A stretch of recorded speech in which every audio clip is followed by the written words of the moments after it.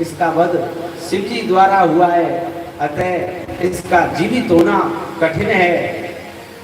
लेकिन शरणागत की रक्षा करना सनातन का धर्म है, सनातन धर्म है। मुनि ने उसे जीवित कर दिया। ये सब भगवान की ही माया थी, विष्णु जी की। जालंधर फिर से जीवित देख करके जालंधर को वृंदा उनके गले लगी तो विष्णु जी अपने असली रूप में आ गए। वृंदा बोली, तुम्हारे शील को धिक्कार है, मैं तुम्हें समझ गई हूं, तुम मेरे पति नहीं अपितु मायावी हो। तुम जो दो राक्षस, जो तुमने दो बंदर दिखाए थे, ये दो राक्षस बनेंगे और अगले जन्म में इन राक्षसों से ही तुम्हें युद्ध करना पड़ेगा। ये तुम्हारी पत्नी का हरण कर लेंगे और ये सर्वेश्वर जो मुनि है ये आपका मित्र बनेगा। ये बंदर तुम्हारी ही सहायता करेंगे, तुम्हारे सहायक बनेंगे। इस प्रकार तुमको बहुत महान दुख प्राप्त होगा। इतना कहकर के वृंदा अग्नि में प्रवेश कर गई। उसका तेज भगवती पार्वती में समा गया।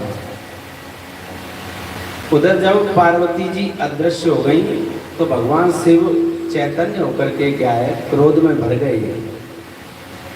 जालंधर भगवान शिव के बाणों को काटने का प्रयत्न करने लगा और भगवान ने माया रच करके वृंदा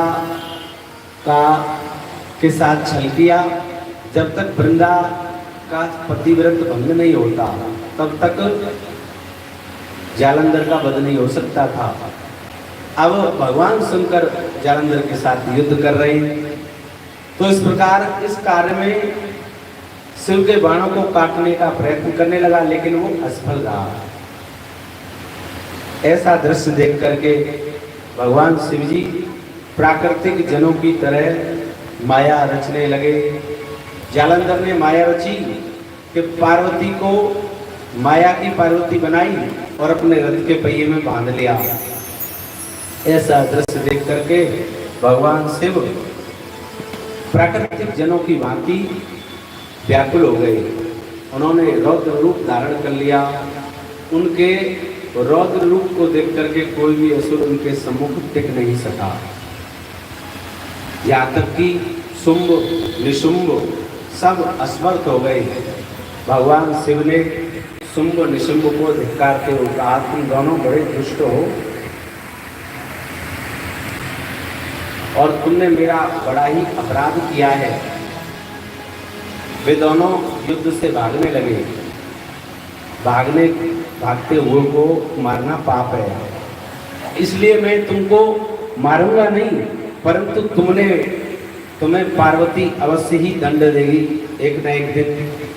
तभी तो माता पार्वती ने शुंभ निशुंभ का वध किया था। यह सुनकर जालंधर क्रोध के मारे जल गया, भुन गया। शिवजी ने अपने चरण गोष्ठ के बनाए हुए सुदर्शन चक्र से जालंधर का सिर धड़ से अलग कर दिया। बोल शंकर भगवान की जय। जालंधर के शरीर के दो टुकड़े हो गए और जालंधर के रुधिर से भूमि लाल हो गई और रौरव नरक में उसके रक्त से एक कुंड बन गया। इस प्रकार से सभी देवता गंधर्व सब प्रसन्न हुए। सबने शिवजी की स्तुति की। मेरी नाव लगइयो पार ओ पार, शिव शंकर भोले भंडारी। मेरी नाव लगइयो पार ओ पार, शिव शंकर भोले भंडारी। मेरी नाव लगइयो पार ओ पार, शिव शंकर भोले भंडारी। शिव शंकर भोले भंडारी, शिव शंकर भोले भंडारी। शिव शंकर भोले भंडारी, शिव शंकर भोले भंडारी। मेरी नाव लगइयो